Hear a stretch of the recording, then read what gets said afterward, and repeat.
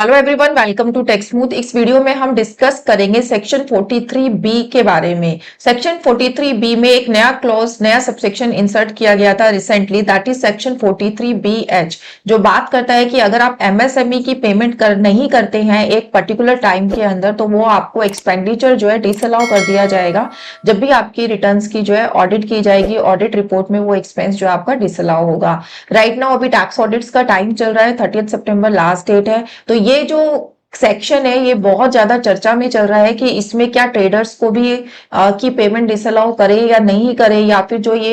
MSME की payment है इसमें ओपनिंग काउंट होगा नहीं होगा, इंटरेस्ट अगर आप नहीं पे कर रहे तो क्या होगा। तो बहुत सारे मार्केट में जो है रूमर्स चल रहे हैं कि इसकी ट्रीटमेंट हमें कैसे करनी है और टैक्स ऑडिट रिपोर्ट में ये रिपोर्ट का होगा, या फिर कोई ऐसा मेथड ताकि जिससे हम क्लाइंट को सेव कर पाए कि उसका जो एक्सपेंडिचर है वो डिसअलाउ ना हो। तो ये सब चीजें आज हम इस वीडियो में डिस्कस करेंगे। मैं सेक्शन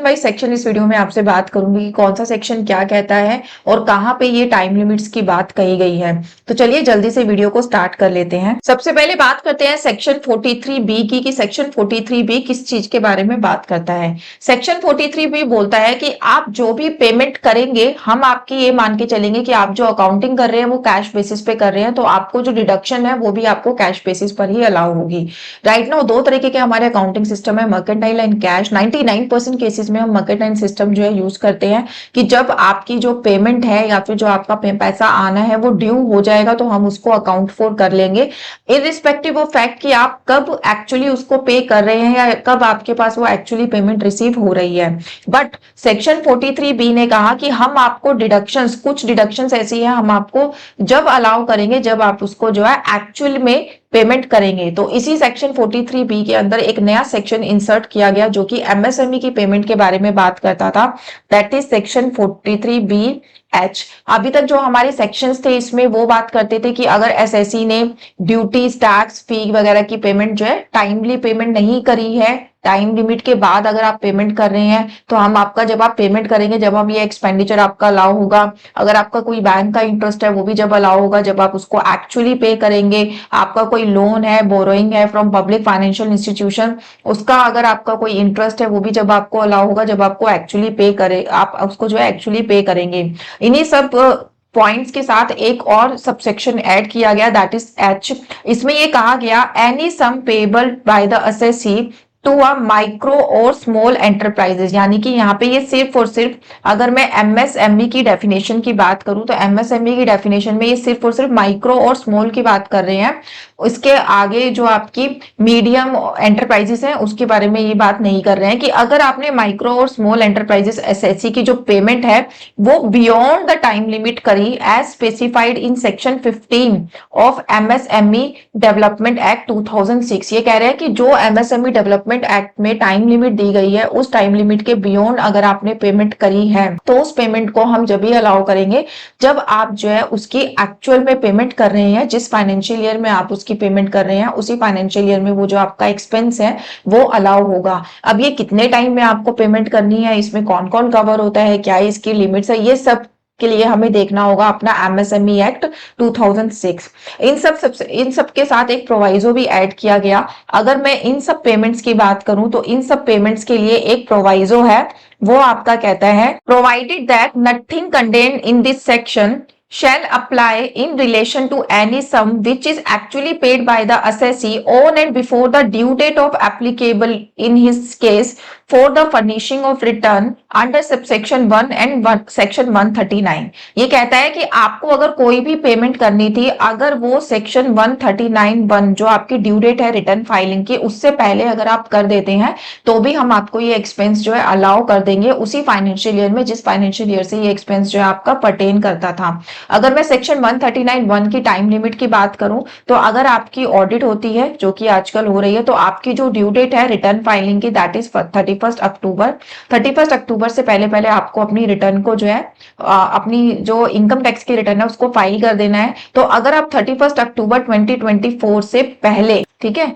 जो भी आपकी फाइनेंशियल ईयर 2023-24 के ड्यूज थे वो क्लियर कर देते हैं अगर आप, तो आपको ये एक्सपेंस जो है अलाउ हो जाएगा, चाहे वो आपकी ड्यूटीज एंड टैक्सेस का हो या फिर आपका इंटरेस्ट हो, वो सब एक्सपेंस जो है आपको अलाउ होगा अंडर सेक्शन 43B। बट इस प्रोवाइजो में इन्होंने जो ये सेक्शन सबसेक्शन एच लाए थे, क्लॉज एच, इसको इन्होंने जो है बाहर रखा कि 43BH की जो पेमेंट है हम इसको इस प्रोवाइजो से बाहर रखते हैं कि अगर आप 139(1) से पहले भी इसकी पेमेंट कर देंगे तो भी हम इसको इस एक्सपेंस को जो है आपको अलाउ नहीं करेंगे, ये आपकी इनकम मानी जाएगी और उसके ऊपर आपको टैक्स पे करना पड़ेगा। ये आपको कब अलाउ होगा? जिस ईयर में आप इसकी पेमेंट करेंगे जब आपको ये अलाउ होगा। बेसिकली क्या है, आपकी लाइबिलिटी कम या ज्यादा नहीं हो रही है इस सेक्शन से, जस्ट आपकी जो लाइबिलिटी है वो डेफर कर दे रहे हैं हम कि जो लाइबिलिटी आपको आज पे नहीं करनी थी, आपको अलाउ हो जाता वो एक्सपेंस, वो हम आज अलाउ नहीं करेंगे, हम इसको जो है नेक्स्ट ईयर में अलाउ करेंगे जब भी आप इसकी पेमेंट करेंगे। तो जब भी आप अपनी बुक्स ऑफ अकाउंट्स फाइनल करेंगे, अगर इस तरीके की पेमेंट आपके पास है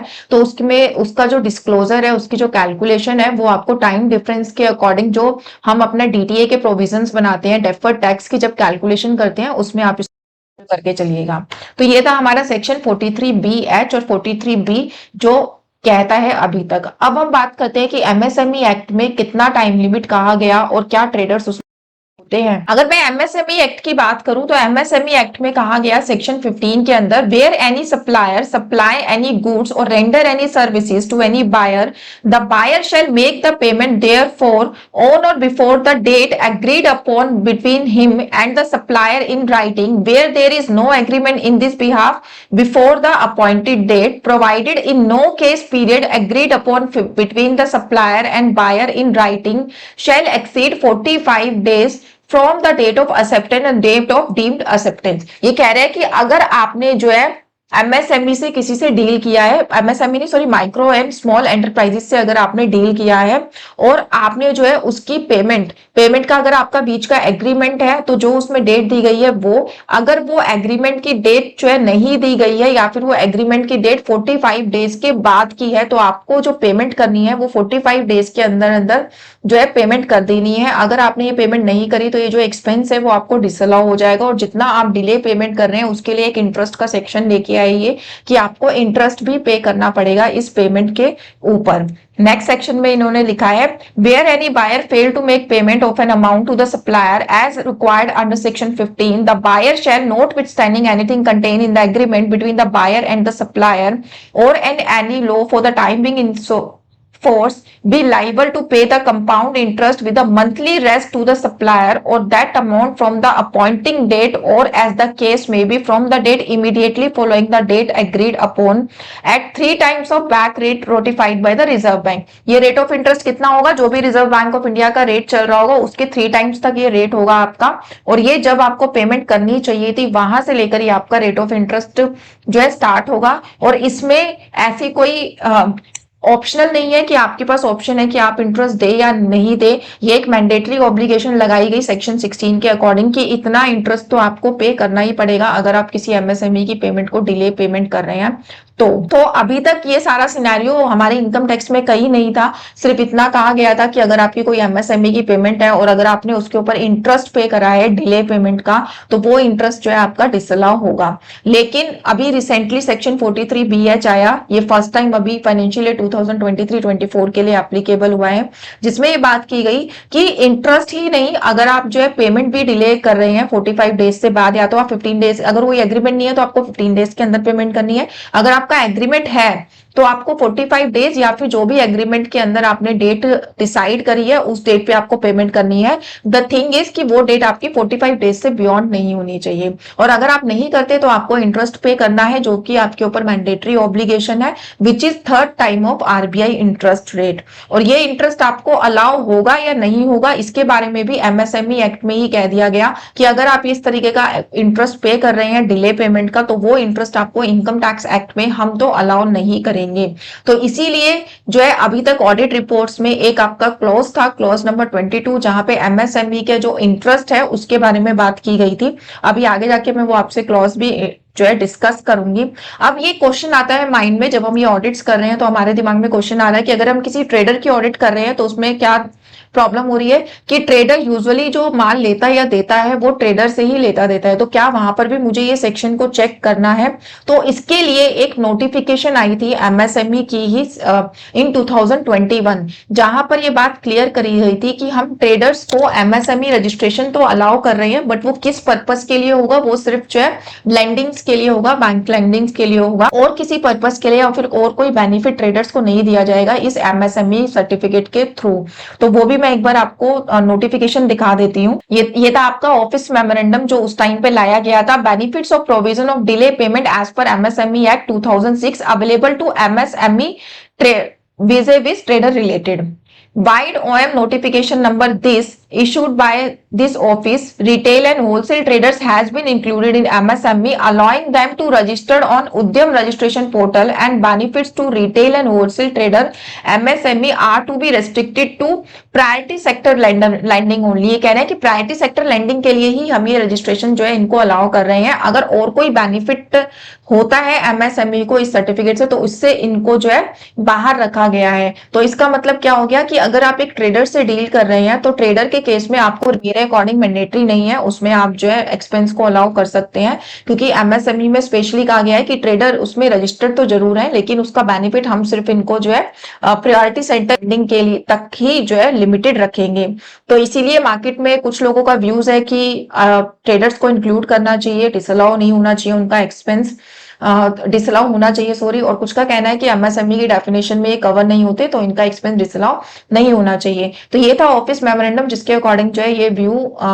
जो है बहुत ज्यादा सर्कुलेट हो रहा है। तो इसके अकॉर्डिंग मेरे हिसाब से भी जो ट्रेडर है उनको इंक्लूड नहीं करना चाहिए। अगर आपने किसी ट्रेडर से परचेज किया है तो उसका एक्सपेंस हम नहीं देखेंगे कि 45 डेज में आप पेमेंट कर रहे हैं या 15 डेज में पेमेंट कर रहे हैं, उनकी पेमेंट जो है अलाउ हो जानी चाहिए इन सेम फाइनेंशियल ईयर। अगर मैं एमएसएमई की डेफिनेशन की बात करूं तो यहाँ पे सिर्फ और सिर्फ माइक्रो और स्मॉल एंटरप्राइजेस की बात की गई है। माइक्रो एंटरप्राइजेस आपके लिए कौन सी होती है? जिनका जो इन्वेस्टमेंट है प्लांट एंड मशीनरी में वो 1 CR तक ही है और जिनकी जो एनुअल टर्नओवर है वो 5 CR से कम है, वो होती है आपकी माइक्रो एंटरप्राइजेस। और स्मॉल एंटरप्राइजेस आपकी क्या कौन सी है? जिसकी जो इन्वेस्टमेंट है वो 10 CR से कम है प्लांट एंड मशीनरी में और जो एनुअल टर्नओवर है वो है 50 CR से कम। यहाँ पर एक और क्वेश्चन आता है कि क्या ऑडिटर को जा जाके चेक करना चाहिए एक एक वेंडर जिससे भी उसके क्लाइंट ने परचेज किया, एसएससी ने परचेज किया, कि क्या वो माइक्रो और स्मॉल एंटरप्राइजेस में कवर होते हैं नहीं होते? क्या फिर एसएससी की क्या ये रिस्पॉन्सिबिलिटी है कि हर एक वेंडर की वो इन्वेस्टमेंट को चेक करे या फिर टर्नओवर को चेक करे कि क्या वो माइक्रो और स्मॉल की डेफिनेशन में आते हैं या नहीं आते?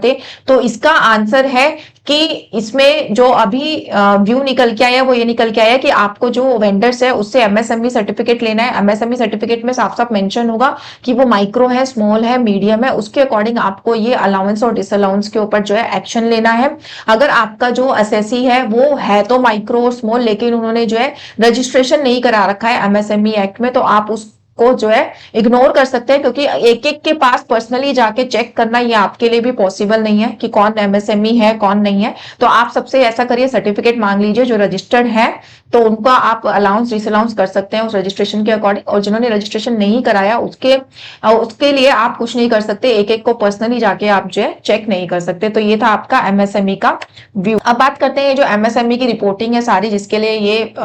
जो है हमने सब कुछ चीजें समझी है, ये आपको डिस्क्लोज कहाँ करनी है, कहाँ आपको जो है इसका डिस्क्लोजर डालना है। ऑडिट रिपोर्ट में 2 जगह हमारा डिस्क्लोजर होता है, वो है क्लॉज नंबर 22 एंड 26। सबसे पहले क्लॉज नंबर 26 को डिस्कस कर लेते हैं, जहां पर सेक्शन 43B के जो है सारे सबसेक्शंस को मेंशन किया गया है कि अगर आपने सेक्शन 43B की subsection A, B, C, D, E, F, G की अगर आप पेमेंट कर रहे हैं तो वो पेमेंट आप कब कर रहे हैं?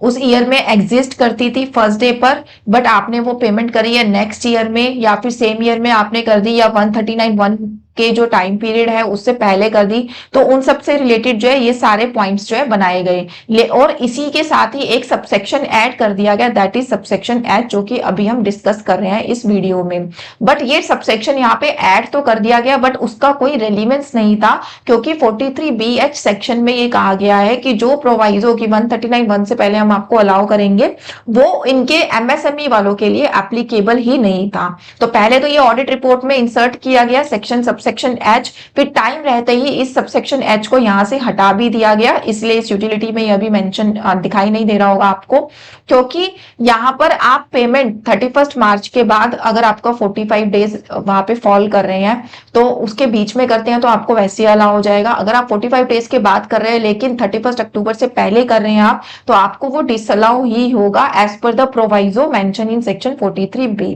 तो गलती से यहाँ पे सबसेक्शन एच मेंशन कर दिया गया था, उसको बाद में हटा दिया गया। तो क्रक्स ऑफ द स्टोरी ये है कि सेक्शन 43B एच को आपको क्लॉज नंबर 26 में कहीं पर भी रिपोर्ट नहीं करना। इसका जो एक्चुअल क्लॉज है जहां पर ये मेंशन करोगे आप, वो है क्लॉज नंबर 22।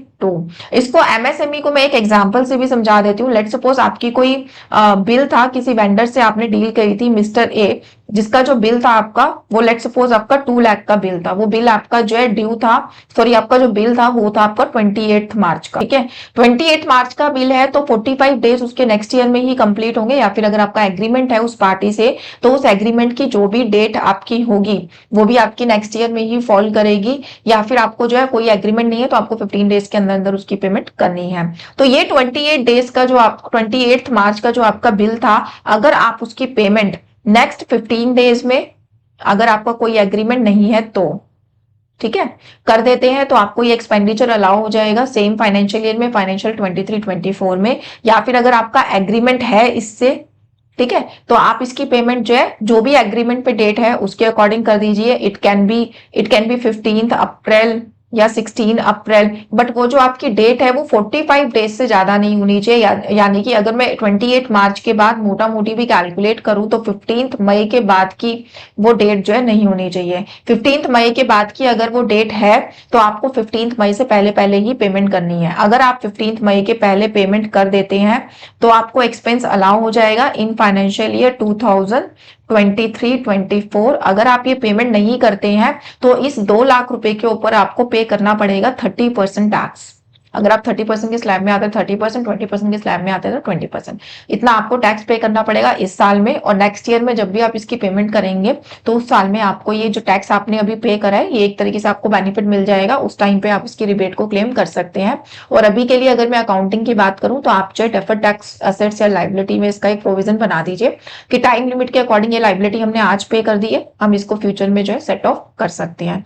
तो ये था हमारा क्लॉज नंबर 26 जो आपके ऊपर एप्लीकेबल नहीं होगा। ऑडिट रिपोर्ट में यहाँ आपको एमएसएमई के बारे में मेंशन नहीं करना। अब देख लेते हैं क्लॉज नंबर 22 जहां आपको इसको मेंशन करना है। ये आपका 3CD रिपोर्ट का क्लॉज नंबर 22 जहां पे इसको आपको रिपोर्ट करना है। एक्चुअली में यहाँ पे जो सब क्लॉज ए है ये ऑलरेडी था पहले भी, जिसमें ये बात करता था amount of interest in admissible under section 23 of MSME enterprises development act की। अगर आपने किसी एमएसएमई को डिले पेमेंट करी है, उसके ऊपर आपने इंटरेस्ट पे किया है, तो वो इंटरेस्ट आपका जो है यहाँ पे आपको मेंशन करना होता था और वो आपको डिसअलाउ होता था under section 23 of MSME act. MSME में बोला गया था कि उस इंटरेस्ट को हम अलाउ नहीं होने देंगे। इसके साथ ही एक सब क्लॉज बी भी यहाँ पे ऐड कर दिया गया, any other amount not allowable under sub clause H of section 43B, यानी कि 43BH की बात कर रहे हैं of the income tax act, कि अगर आपको लगता है कि कोई ऐसा अमाउंट है जो अलाउ नहीं होना चाहिए अंडर सेक्शन 43BH तो वो आपको रिपोर्ट करना है। यहाँ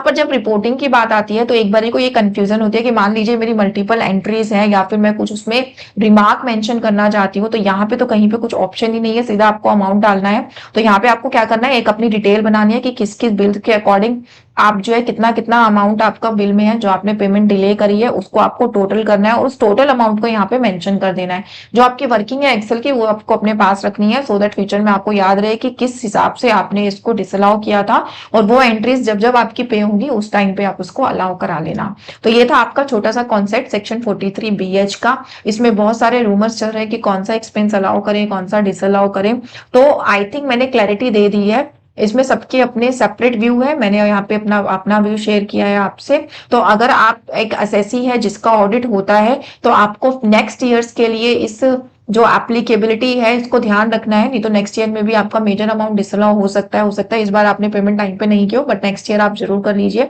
नहीं तो आपकी जो ये अमाउंट है ये डिसअलाउ हो जाएगा और आपको मेजर टैक्स पे करना पड़ सकता है। और अगर आप एक ऑडिटर हैं तो आप अपने व्यू के अकॉर्डिंग इसकी टैक्सेबिलिटी चेक कर लीजिए कि कैसे आपको अपनी ऑडिट रिपोर्ट में दिखाना है। Thank you so much for watching this video. इसी तरीके से टैक्स मूव्स के साथ जुड़े रहिए, हम और भी ज्यादा नॉलेजेबल वीडियोस लेके आपके लिए आते रहेंगे। Take care, bye bye, stay healthy, thanks for watching this video.